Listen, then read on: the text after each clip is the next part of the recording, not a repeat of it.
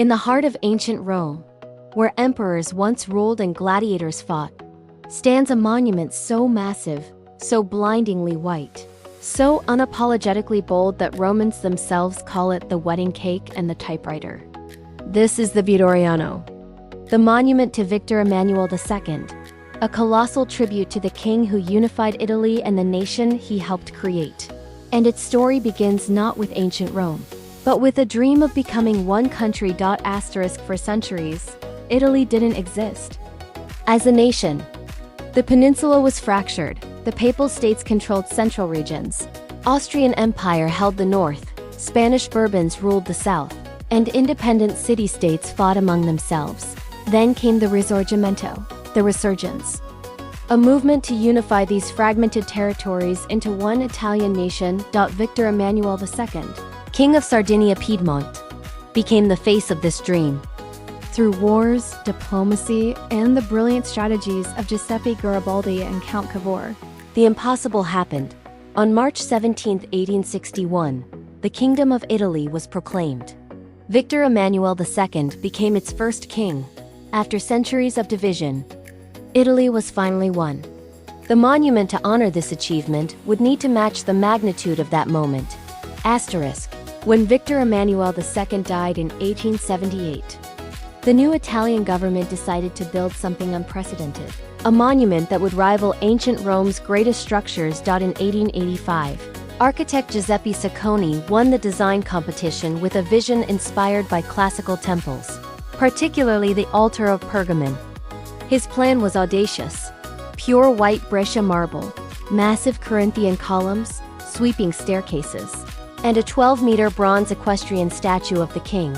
Construction began in 1885, requiring the demolition of an entire medieval neighborhood on the slopes of Capitoline Hill. Ancient Roman ruins were discovered and destroyed. A Renaissance fortress was torn down. History was erased to build a monument to history. The first stones were laid in 1885, but Sacconi never saw his vision completed. He died in 1905 with construction barely halfway finished. 4 architects succeeded him, each adding their interpretation. The monument grew and grew, 135 meters wide, 70 meters tall, consuming 50 years and countless tons of marble. Finally, in 1935, the Vittoriano was completed, the largest monument in Rome built in modern times. But the monument's purpose transformed during construction. World War I devastated Italy.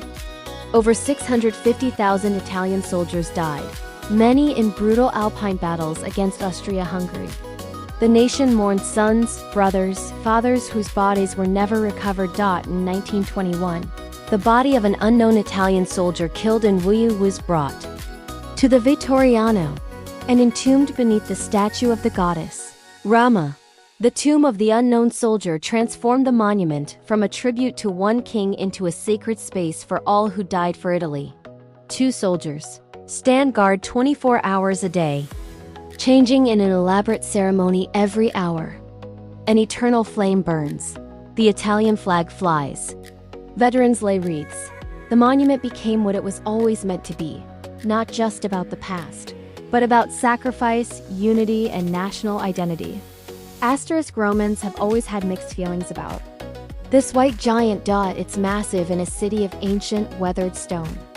The brilliant white Brescia marble doesn't age in patina like travertine. It stays gleaming, almost garish against Rome's ochre and sienna tones. It dominates Piazza Venezia, dwarfing everything around it.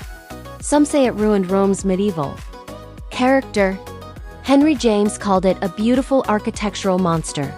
The nicknames reveal Roman irreverence. The wedding cake for its tiered white layers, the typewriter for its shape, the dentures for its colonnade, yet it's also beloved. It offers the best panoramic view of Rome from its roof terraces. It houses important museums. It hosts state ceremonies and national celebrations. Today, the Vittoriano stands at the crossroads of Rome's past and present. Behind it, the Roman Forum and Colosseum, remnants of ancient empire. Before it, modern Rome's traffic-choked streets. and Mussolini's imposing buildings. Tourists climb its steps for photos and views. Veterans gather for commemorations. The flame still burns for the unknown soldier. Guards still march in perfect synchronization.